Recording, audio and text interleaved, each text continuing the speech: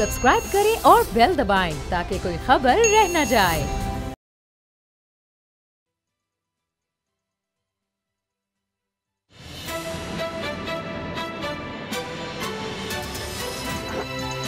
अब पता चला।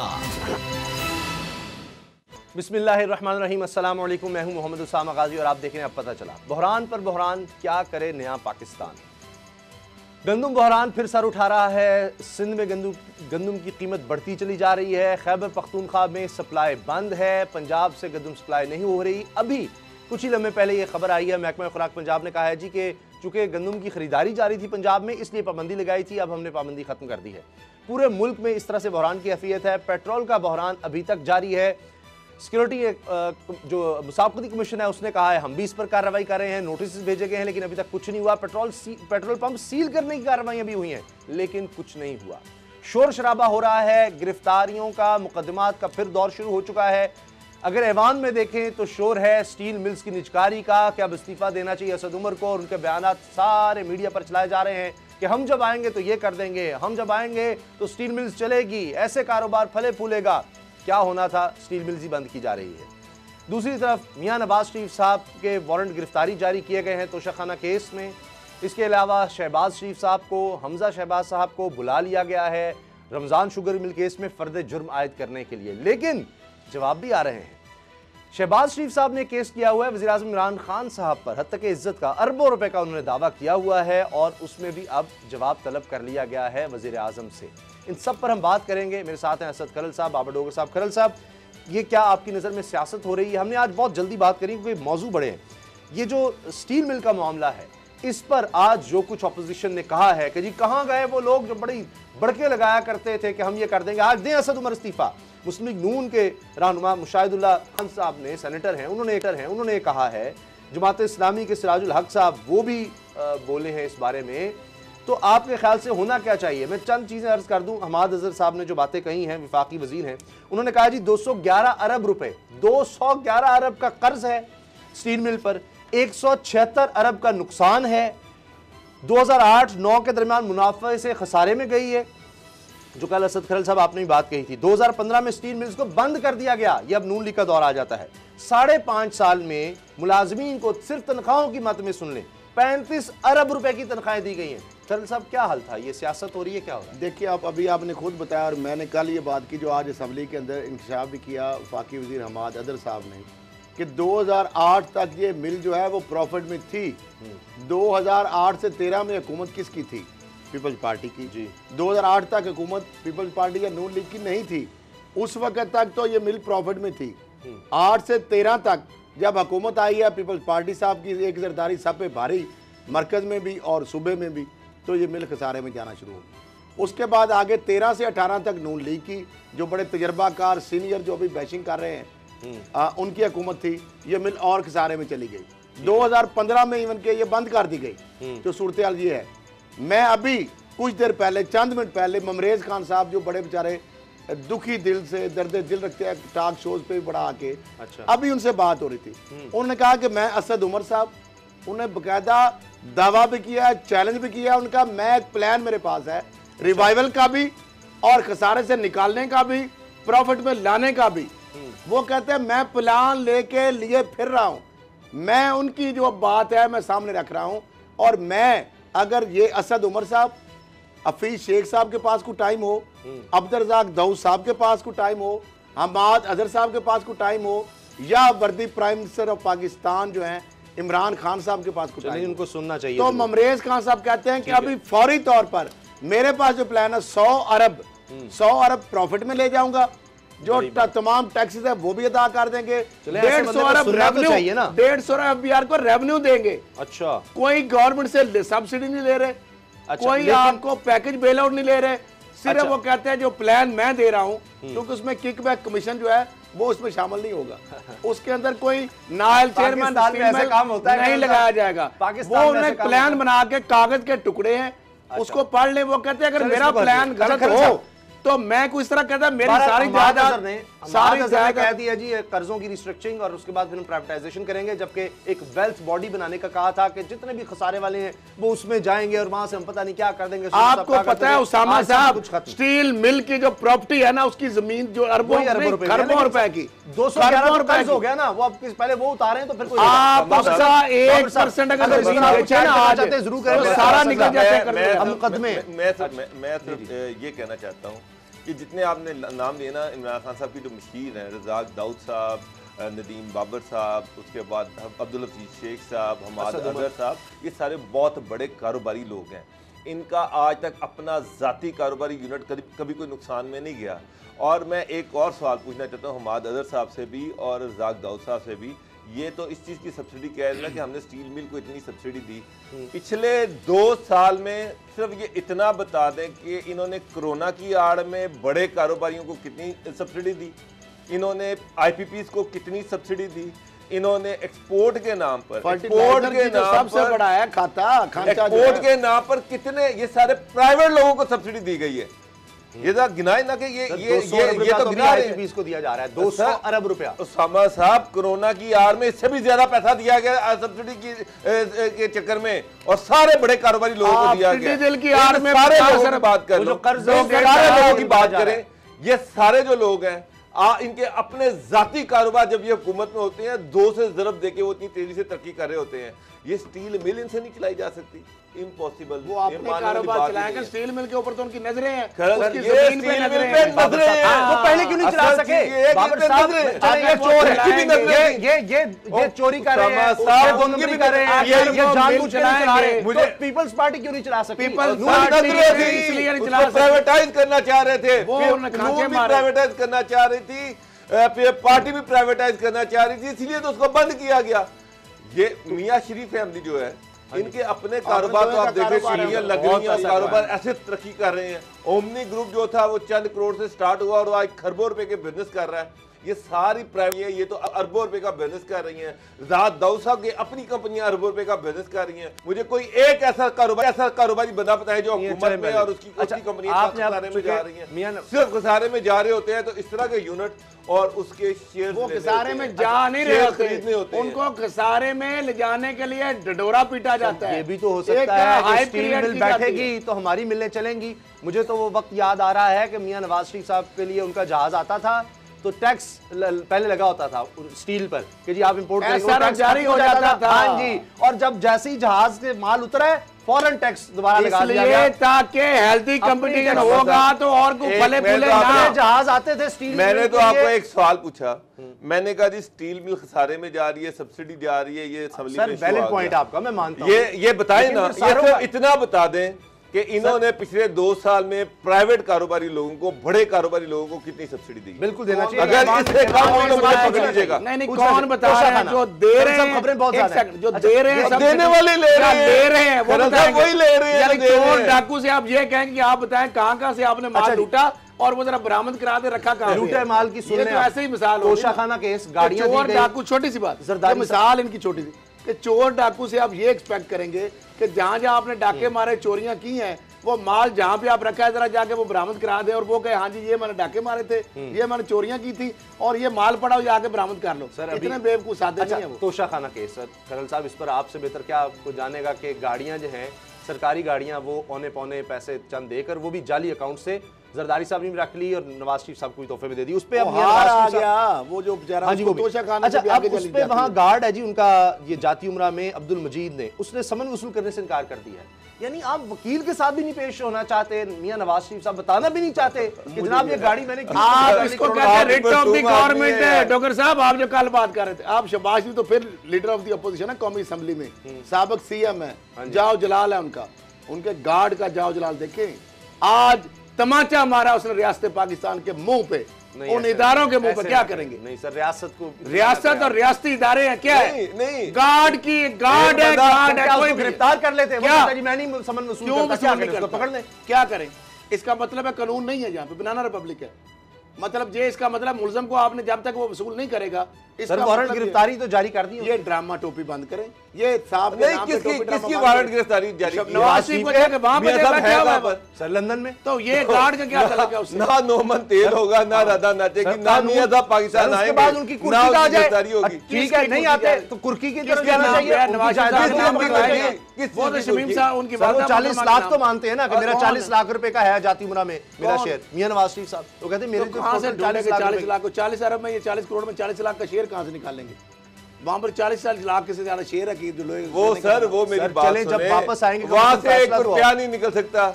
वो शमीम बेगम की प्रॉपर्टी है, हाँ जी। उसमें तीनों बच्चों का हिस्सा है, उनके आगे औलादों का हिस्सा है, वो सारे कोर्ट में चले 38 जाएंगे। करोड़ साहब। की सरकारी पहले अच्छा। दीवार तो रिकवर नहीं, कर ले। तो वहां पे अदालत बनी ऐसा हुई है। साहब अदालत मैं में आपको की एक नहीं, मुझे सरकारी आपको एक क्लासिकल दीवार बनी है मैं आपको जी, जी। classical- फंड से वो तो रिकवर कर सर इत्तेफाक मिल्स की जो जगह थी वो इन्होंने प्लेज कराई थी कर्जों के अगेंस्ट, जो बैंकों से कर्जे लिए गए थे। ना वापस उन्होंने किए तो कहा ये जमीन लें, इसको बेचें और अपने उस कर्जे वक्त clear मशीनें करा भी दें। निकाल ली सुन लें थी। सुन लें, आप अंदाजा लगा लें कि नवाज शरीफ ने कर्जा लिया, वो उन्होंने कहा जी ये आप प्लेज कर लें।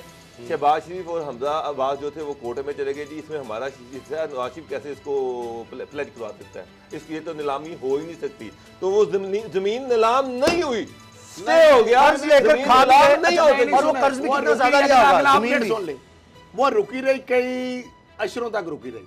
जब वो जमीन की वैल्यू होगी ना तकरीबन कुछ 30 अरब के करीब, यानी 18 अरब, वो तो बाद में फिर हौसिक रूलिंग फिर इफ्तिखार चौधरी साहब आ गए। सुन तो ले नहीं, इफ्तिखार चौधरी साहब नहीं आए, हाई कोर्ट लाहौर में जो केस था सारा ये मामला, और नैब साथ मिल गया, कमरुज़्मान चौधरी साहब आ गए, इकबाल अशरफ जो है वो है नेशनल बैंक के प्रेसिडेंट आ गए।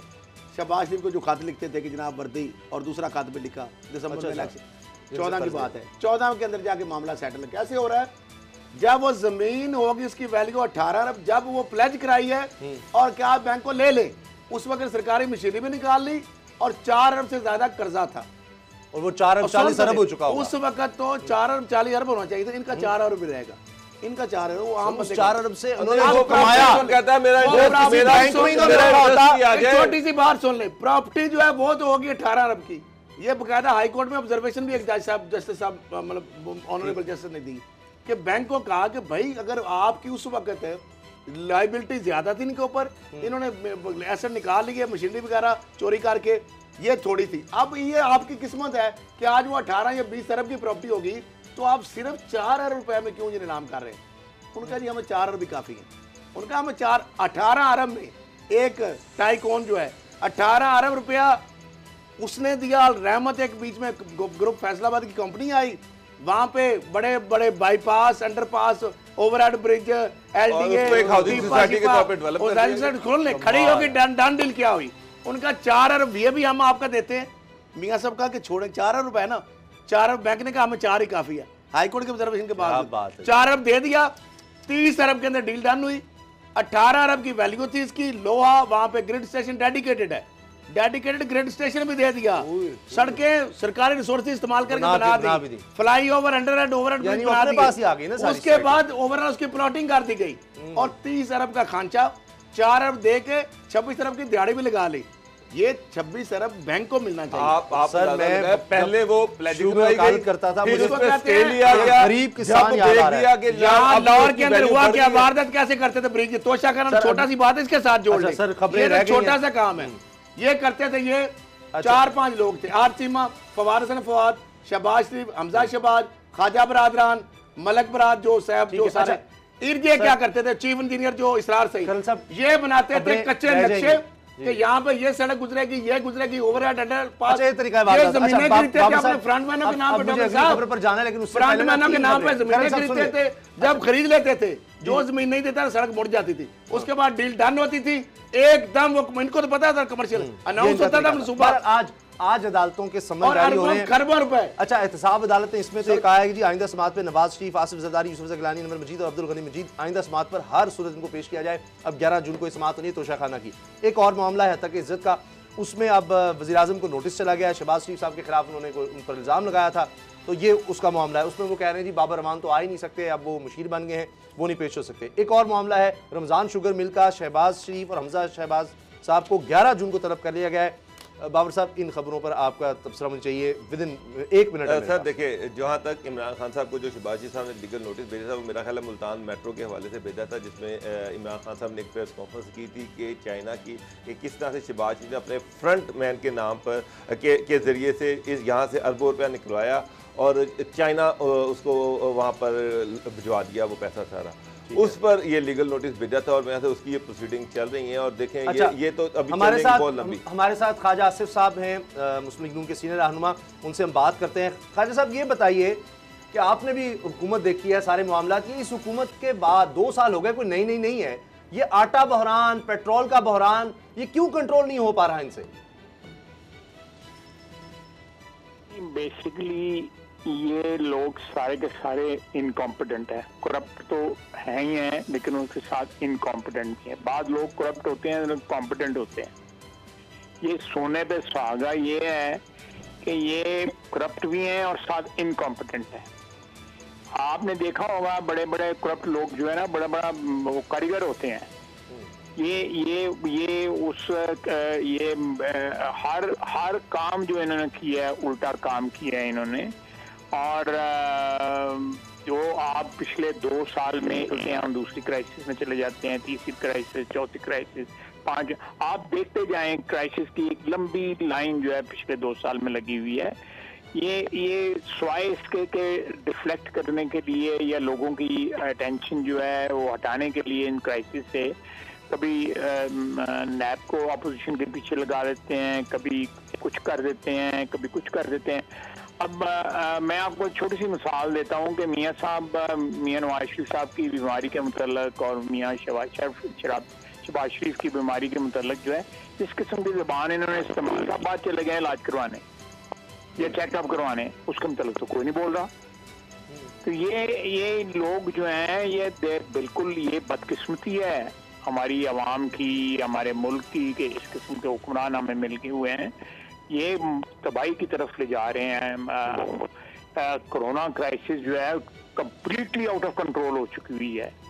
आप कराची से बोल रहे हैं और आप इस्लामाबाद में देख लें, लाहौर में देख लें, ये लाखों में नहीं, ये मिलियंस में तादाद चली गई हुई है लोगों की जो इस वबा के साथ जो है इस वक्त जंग लड़ रहे हैं, अपनी बीमारी की जो है जंग लड़ रहे हैं। खाजी साहब, एक तरफ तो ये कहते हैं हमने नोटिस लिया है, वज़ीर-ए-आज़म नोटिस लिया कि जी पेट्रोल की कीमतें कम हुई हैं तो बाकी चीज़ों की कीमतें कम होनी चाहिए। गंदम का वो जो स्कैंडल आया उस पर अभी तक जी वो रिपोर्ट आनी है, कार्रवाई उस पर भी करेंगे चीनी के बाद, लेकिन यहाँ तो गंदम की कीमत बढ़ रही है। चीनी की कीमत अभी तक 85 रुपए है, वो कम हुई। और पेट्रोल ये हाल है कि पेट्रोल लोगों को मिल नहीं रहा सस्ता, तो क्या लोग कहते हैं जी पुरानी कीमत पे ही दे दें। वो पेट्रोल कंपनियां कहती हैं जी तवानाई की जी वजारत है उसका कसूर है, वो कहते हैं जी इन्होंने जखीरा कर लिया है।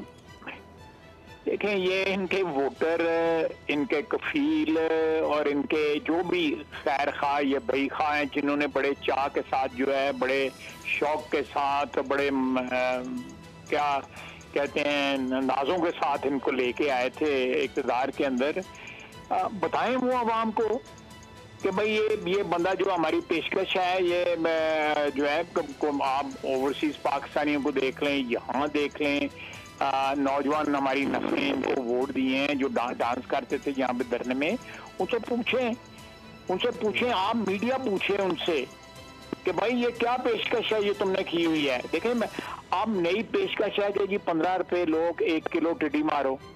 ये कभी कट्टों की बात करता है, कभी मुर्गियों की बात करता है, कभी अंडों की बात करता है, कभी कश्मीरियों के साथ कहता है कि जुमे के जुमे दिन जो है आधा घंटा जो है एक टांग पे खड़े हो जाएंगे, पता नहीं क्या क्या बातें करता है। आपने कभी जिंदगी में किसी नॉर्मल आदमी को इस किस्म की गुफ्तगू करते देखा है जिस किस्म की ये गुफ्तगू करता है? और साथ जो है वो क्या कहता है कि मुझे पता नहीं लगा ये क्यों हो रहा है। ये क्या मजाक है? ये हुक्मरानी है या कोई सर्कस है? ये लकी रानी सर्कस है? ये लकी रानी सर्कस से लगा हुआ जो ये हमारी हुकूमत जो है इस्लामाबाद में। ख्वाजा साहब पहले शेख रशीद ये कहते रहे कि ना ईद के बाद नैब ने जा रहा है, ईद के बाद नैब शहबाज शरीफ साहब वाला इंसिडेंट हो गया, उनको अरेस्ट करने के लिए उनके घर पर रेड की गई। कि मिनिस्टर्स को कैसे पता चल जाता है कि जनाब कौन अरेस्ट होने वाला है, कौन अरेस्ट नहीं होने वाला? देखिए, ये खुद लिस्टें पकड़ाते हैं मुझे आज दोपहर को मेरे एक दोस्त ने बताया, मेरा कोलीग है, मेरा दोस्त है, मेरे साथ मैंने उन्हें बताया कि इन्होंने बुला के कहा है कि जी 11 बंदों को पकड़ना है। अब जिस बंदे की टोटल फिक्स हो यार फड़ना सानू, हमें बताएं ये 10-11 बंदे के पकड़ने से अगर मसाइल हल होते हैं, हमें बताएं कि कहाँ हमने पेश होना है, कल हम गिरफ्तार होते हैं सारे।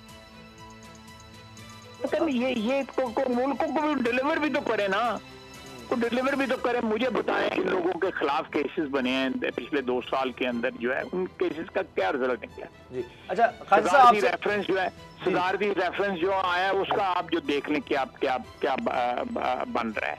जो रिमार्क्स जो है अदलिया, चाहे वो इस्लामाबाद हाई कोर्ट है या लाहौर हाई कोर्ट है या अदालत उस्मा है, जो यू नो ये इट बॉगल्स मी, ये बिल्कुल मेरा तो मुझे समझ नहीं आती। मैंने सियासत में 30 साल गुजारे हैं, मेरी उम्र इतनी हो गई है, मैंने बड़ी हुक्मरानी इस मुल्क में देखी है, अच्छे बुरे तमाम हुक्मरान देखे हैं, लेकिन ये बंदा क्या यू नो वो पहले कहता है कि नौकरियां जब बाहर से आएंगे लोग यहाँ पे नौकरी करने जो है हजारों और लाखों की तादाद में, यहाँ 50 लाख नौकरी, 50 लाख का था, 1 करोड़ का था, 1 करोड़ मेरा 1 करोड़ नौकरियां जी, 1 करोड़ नौकरियों का कहा था, 1 करोड़ नौकरियों का कहा था। और ये इसने कब 1000 बंदा निकाल दिया उसका स्टील मिल का।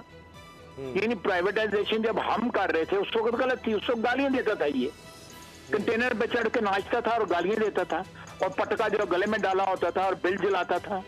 खालिद साहब आपके दौर में भी या पहले दौर में भी एक मैं बात कहना चाहता हूँ, लेकिन इसको बिल्कुल जो है इसको हटाना नहीं चाहिए, तमाम शौक लोगों के पूरे हो जाने चाहिए। अच्छा लेकिन खालिद साहब एक चीज पूरा जब तक पूरा 4 लोगों का ना उतरे, ये जो है तूलो अर्ज में कराची से ले, कोई वहाँ पे झील वाला एक डॉक्टर था, वो कह रहा था मैं कल आ रहा हूँ, मैंने सारी जायदाद भेजी है, वो कोई नहीं आया, अभी तक कोई नहीं आया। लोगों को पता लग गया, हजारों की तादाद में, 70,000 बंदा यूएई में इंतजार कर रहा है कि हमें पाकिस्तान वापस लाया जाए।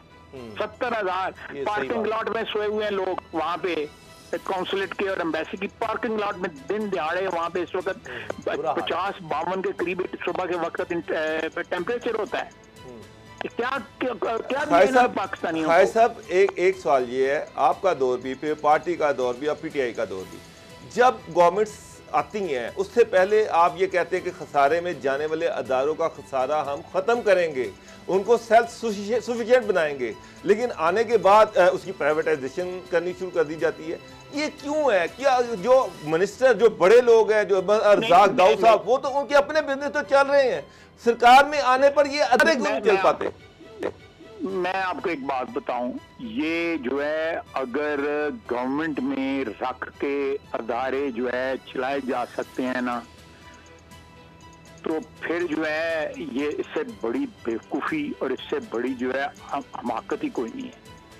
ये अदारे जो है जो नेशनलाइज हुए थे 80-70 की दहाई के अवाइल में, ये उस वक़्त से ये सारे जो है ना पीआईए दुनिया की बेहतरीन एयरलाइंस में थी, ये यूटिलिटी स्टोर है, ये फलाना कॉम्प्लेक्स है, ये कोई छोड़ना नहीं चाहता, लोगों की तनख्वाहें लगी हुई हैं। हमने प्राइवेटाइजेशन की, हमने बैंकों की, सारे बैंकों, पूरी बैंकिंग जो है पाकिस्तान की प्राइवेटाइज हुई है और मियां नवाज शरीफ ने की हुई है, अपने वादे उसने पूरे किए, पूरे बैंकिंग जो है।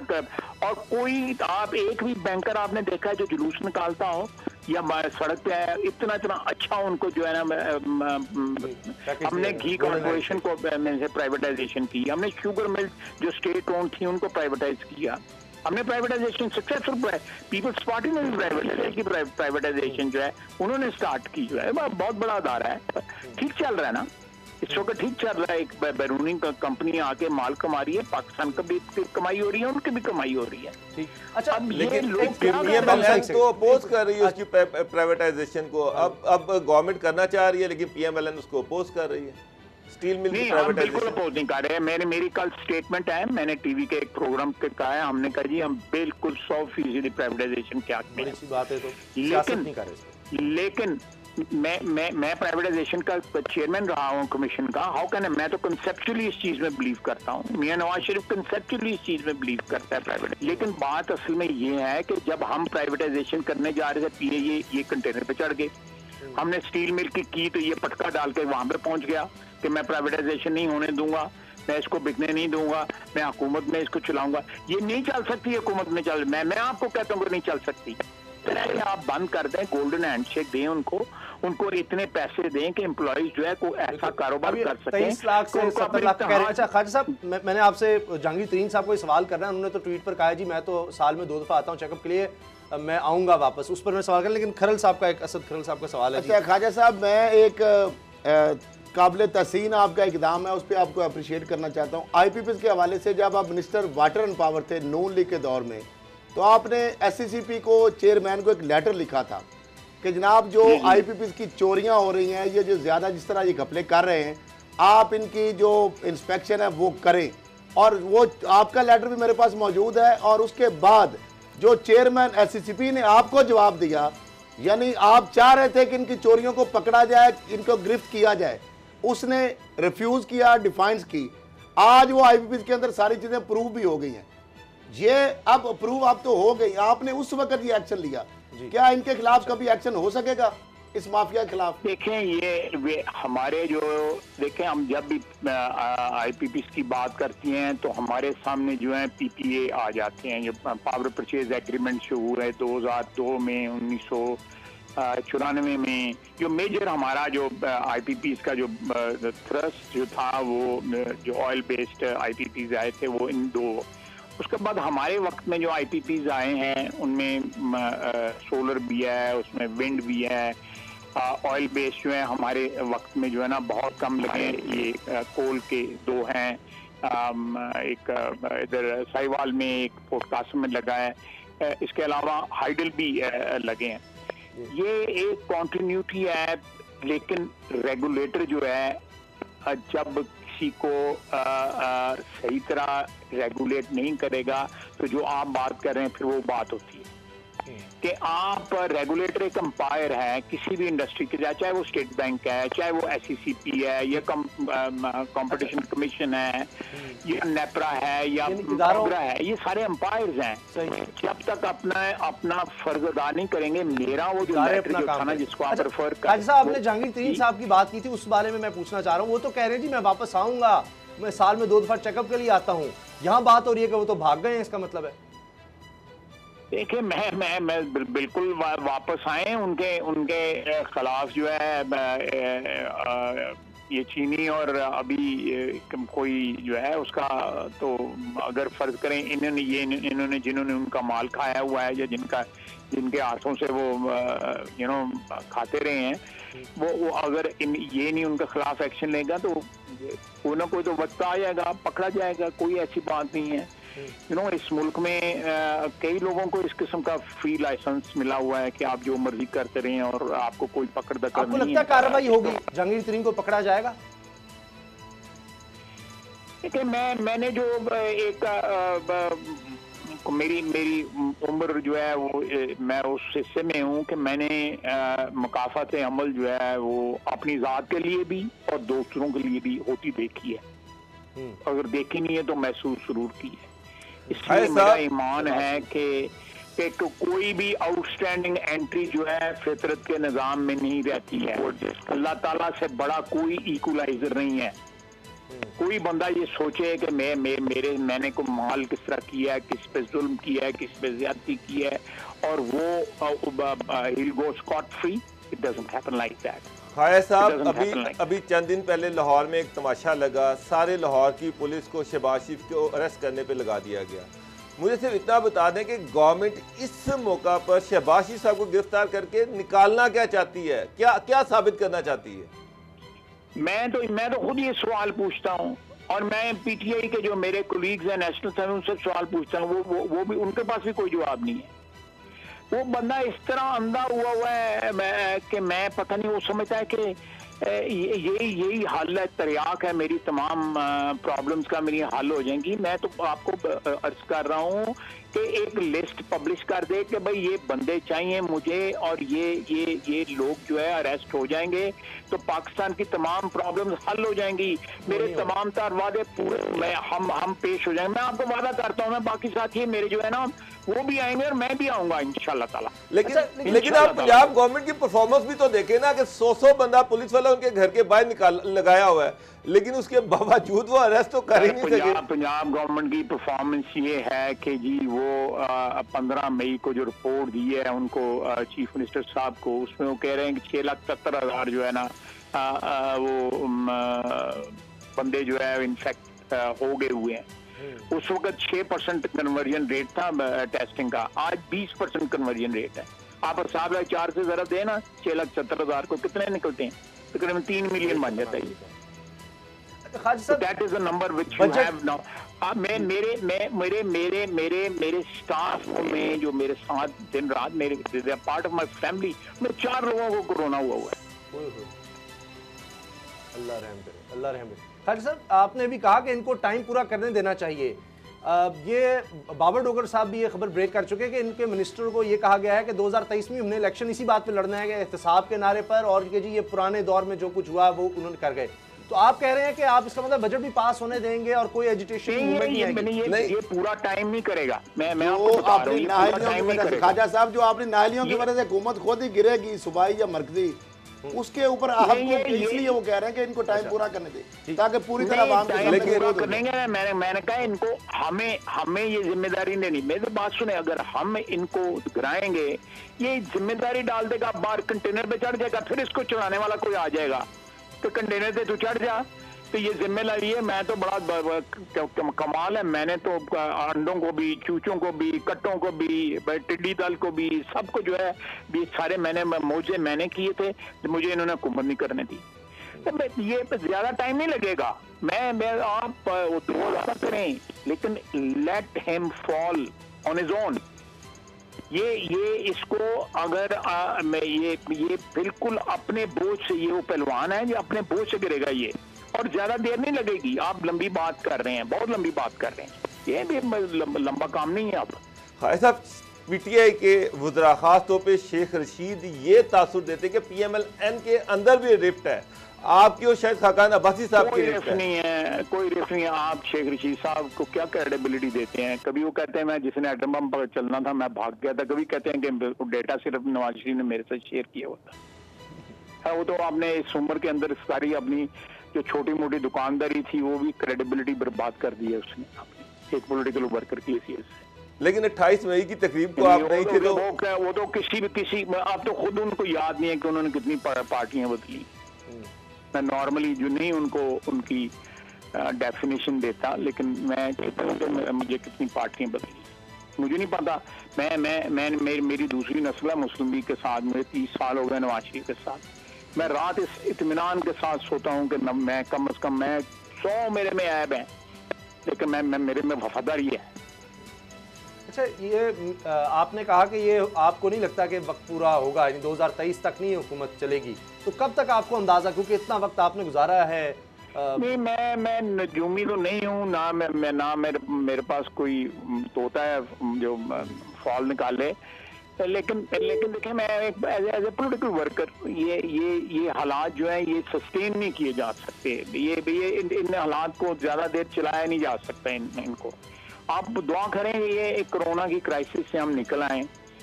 ये तो उसकी तो बहुत ज्यादा कीमत है ना। ये तो कल मैं एक आर्टिकल पढ़ रहा था, आई डोंट नो कि किसका आर्टिकल था, मुझे याद नहीं है। उन्होंने कहा है कि इंडिविजुअल्स को तो प्राइस पे करनी पड़ेगी, लेकिन इसके साथ सिस्टम्स को भी प्राइस पे करनी पड़ेगी। मियां नवाज शरीफ साहब की एक और तस्वीर आई और पूरा मतलब हुकूमत की स्ट्रक्चर काबीना में वो डिस्कस हो रही है। कहा गया कि जी इसका वाकई कोई देखना चाहिए, रिपोर्ट्स कैसे तैयार हो गई।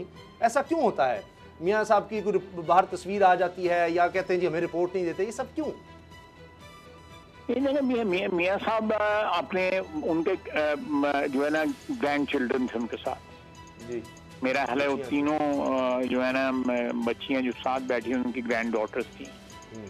उनके घर के करीब एक कैफे है, वहाँ पे वो उनके साथ चले गए। एक बंदा जो है पिछले 4-5 महीने में एक फ्लैट में जो है वो जो है बिल्कुल बाहर नहीं निकलते, बिकॉज हालात इस किस्म के हैं कि उनकी जो इम्यूनिटी लेवल है वो इतना ज़्यादा मजबूत नहीं है। वो नहीं चाहते कि मुझे कोई लो इम्यूनिटी में फाइट बैक भी ना हो सके। तो वो ये he is very careful about it. मैं इस दौरान जो है 3-4 मरतबा जो है यूके गया हूँ और मैं देखता हूँ वो नहीं बाहर जाते, लेकिन किसी वक्त अगर वो बाहर चले गए हैं और बिल्कुल सही है, उनका हक है जाने का, बिल्कुल इसमें कोई ऐसी बात नहीं है जिसको स्कैंडलाइज किया जा सके। मेरा ख्याल है कि once this crisis is over और उनके जो इंटरवेंशन होनी है शरियानों की दिल की, और जो जाती हैं शरियाने जो उसमें ब्लड सप्लाई करती हैं, वो he'll come back इंशाल्लाह, जरूर आएंगे बिल्कुल। मियां साहब भी तो आए ना वापस। खाय साहब, मरियम एक पॉपुलर पॉलिटिशियन है, क्राउड पुलर है, उनके पीछे लोग बाहर आते हैं, आजकल वो खामोश हैं। आप उनकी सियासत में, एक्टिव सियासत में वापसी कब देख रहे हैं? देखिए, मैं मरियम हमारी पार्टी का एक बहुत बड़ा असासा है, इसमें कोई शक शुबा किसी को ना है और ना होगा। बिल्कुल ये दोस्त दुश्मन सबको इस बात का एहसास है। हम वो अगर इस वक्त एक्टिव नहीं है, वो मेरा मतलब आप पब्लिक जिसको क्या कहते हैं व्यू में वो एक्टिव डेफिनेटली बहुत कम है, लेकिन डेफिनेटली हम जो पार्टी के जो हैं इस वक्त ओहदेदार हैं या पार्टी को रिप्रेजेंट करते हैं कोई असेंबली में, कोई ऑर्गेनाइजेशन में, वो जैसे she is in touch with everybody, और वो वक्तन फक्तन आपने देखा होगा वो सोशल मीडिया पे भी नजर आती हैं। लेकिन एक उनकी अपनी मियाँ साहब बाहर हैं, मियाँ साहब की जो जिस तरह सेहत का जो इस वक्त है सिचुएशन जो है, मेरा ख्याल है कि वो अगर पॉलिटिक्स में थोड़ा सा ली हुई है तो उसमें कोई ऐसा मजायका मैं नहीं महसूस करता। आप बिल्कुल सही कहा है, क्राउड पुलर हैं, she is a very popular leader, and जिस तरह मैंने पहले कहा है कि हमारे लिए वो असासा है, मुस्तकबिल है हमारी पार्टी का, वो इसमें कोई शक शुबे की किसी को गुंजाइश नहीं होनी चाहिए। और हालात बदलते नहीं लगेगा, ज़्यादा वक्त नहीं लगेगा, हालात इंशाल्लाह ताला जो है ना बदलेंगे। और जो अल्हम्दुलिल्लाह हमारे पास जो पार्टी में नौजवान क़यादत है, हमजा है, एक बहादुरी के साथ 1 साल हो गया उसको जेल काटते हुए, कोई उसके खिलाफ चार्ज नहीं है। और स्वाय ये प्रेस कॉन्फ्रेंसेस से तो नहीं हम केसेस प्रूव होते, तो ये वक्त निकल जाएगा। और जो किरदार हम अदा कर रहे हैं उसमें किसी वक्त एतराज़ भी किया जाता है, हो सकता है जायज़ एतराज़ किया जाता है।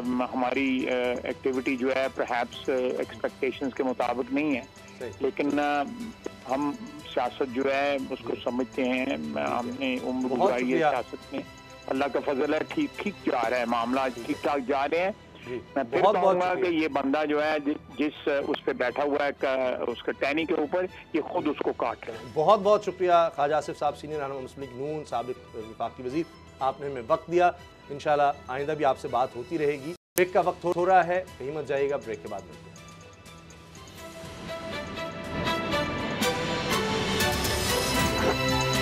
अब पता चला।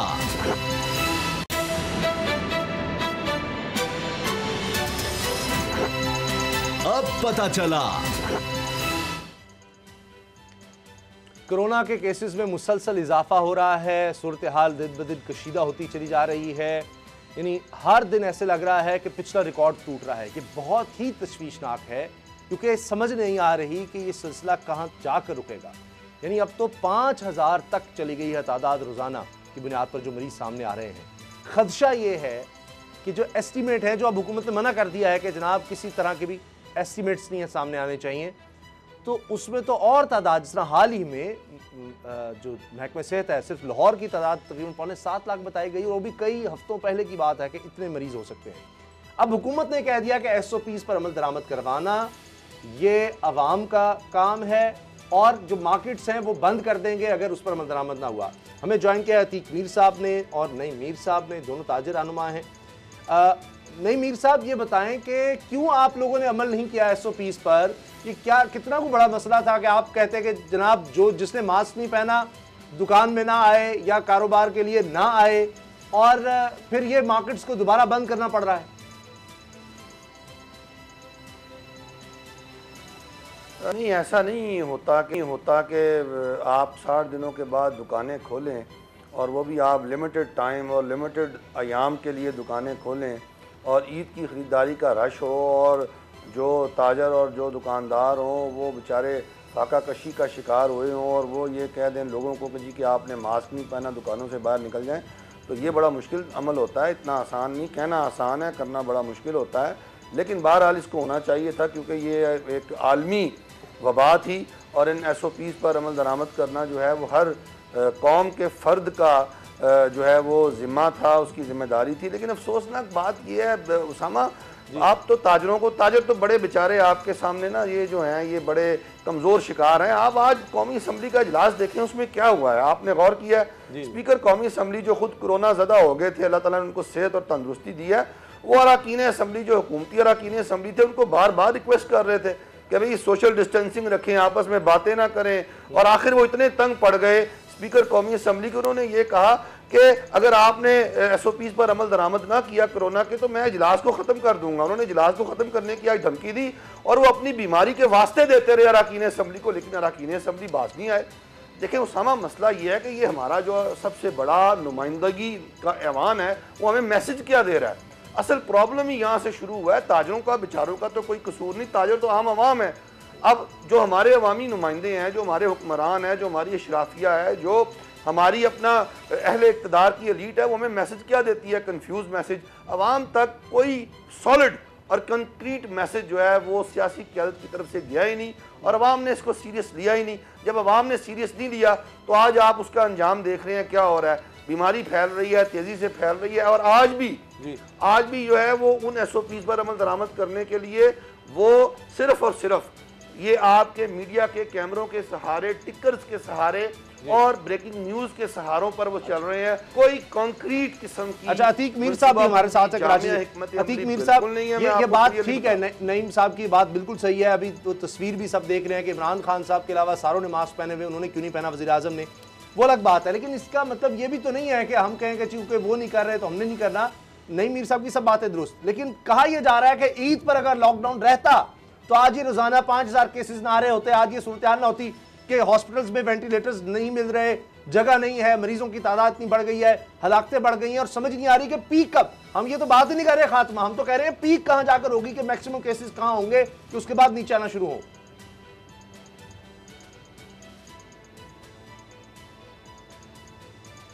जी देखें, अगर मैं अपने तौर पे एहतियात नहीं करता तो मेरे पास कोई जवाब भी नहीं होना चाहिए कि चूँकि फना भी नहीं करता। ये बात मैं पूरी ज़िम्मेदारी से बरमला इसका एतराफ़ करता हूँ कि ताजिर हो, अवाम हो या ख़वास, इस वक्त जो कोरोना एक उसकी जो एक मौलिक सूरत है और जिस तेज़ी के साथ वो हमारे माशरे पर, हमारे मुल्क पर, हमारी ज़िंदगियों पर वो असरअंदाज हो रहा है, हम सबको मिलकर इसका मुकाबला करना है, ज़िम्मेदारी का मुजाहरा करना है।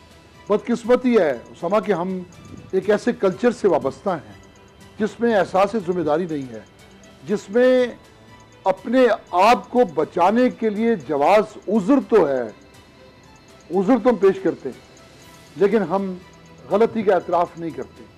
बहरहाल मैं एतराफ़ करता हूँ और मैं इस बात को मानता हूँ कि जो मार्केटें सील हुई वो गलत थे, कसूरवार थे।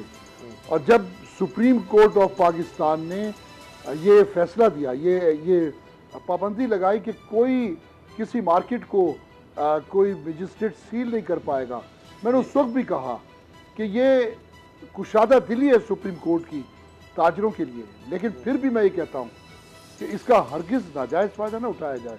सही है। इसलिए कि हमें अगर एक अपॉर्चुनिटी कुदरत ने दी है, अगर हुकूमत हमारे लिए कुछ सॉफ्ट कॉर्नर रखती है कि हमने शटर के ताले खोले हैं और रोज़गार के लिए हम अब निकलने का हमें एक मौका मिला है, ठीक। तो इस मौके को हम अच्छा, जाया ना करें। अतीक मीर हम साहब, क्यों ऐसी गफलत करें कि हमें फिर वो 2 माह के लॉकडाउन में जाना पड़े। सब नहीं मीर साहब, नहीं मीर साहब, मुझे एक बात बताएं कि गवर्नमेंट ये कह रही है कि ताजर अगर SOP पर अमल नहीं करवाते तो फिर हम वो मार्केटें बंद कर देंगे।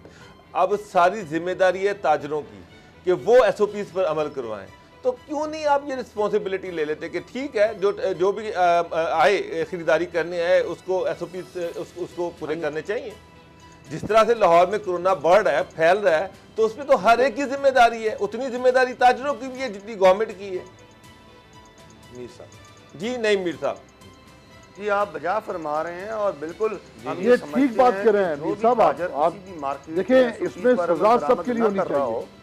उसको जी नईम साहब मुझसे सवाल किया या नहीं साहब जी, मैं ये कह रहा हूँ कि जो भी ताजर SOPs पर अमल दरामद नहीं करता उस ताजर के खिलाफ इबरतनाक किस्म की उसको सजा मिलनी चाहिए और उसके खिलाफ कार्रवाई होनी चाहिए। लेकिन ये इस पर तो कोई दो राय नहीं है। हम तो सिर्फ ये कह रहे हैं कि अगर फर्ज करें कि एक मार्केट में 100 दुकानें हैं और 100 दुकानों में 2 दुकानें या 4 दुकानें या 8 दुकानें SOPs पर अमल नहीं कर रही, ज़्यादा दुकानें SOPs पर अमल दरामद कर रही हैं, तो दोनों को जो है वो आप एक लाठी से नहीं हाँक सकते। आप पूरी मार्केट बंद ना करें, आप सिर्फ कार्रवाई करें, तो उस कार्रवाई को उस हद तक रखें जो लोग कानून की खिलाफ वर्जी कर रहे हैं, जो कानून की मदद अब हम सबकी जिम्मेदारी है और चाहिए। है आप भी कह रहे हैं कि इन पर अमल होना चाहिए, वरना सूरत हाल मजीद खतरनाक हो जाएगी। बहुत बहुत शुक्रिया नईम मीर साहब, अतीक मीर साहब, आपने हमें वक्त दिया। प्रोग्राम देखने में बहुत शुक्रिया। दुआ में याद रखिएगा। इजाजत दीजिए, अल्लाह हाफिज़।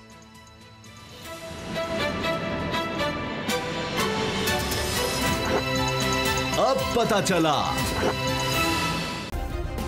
सब्सक्राइब करें और बेल दबाएं ताकि कोई खबर रह न जाए।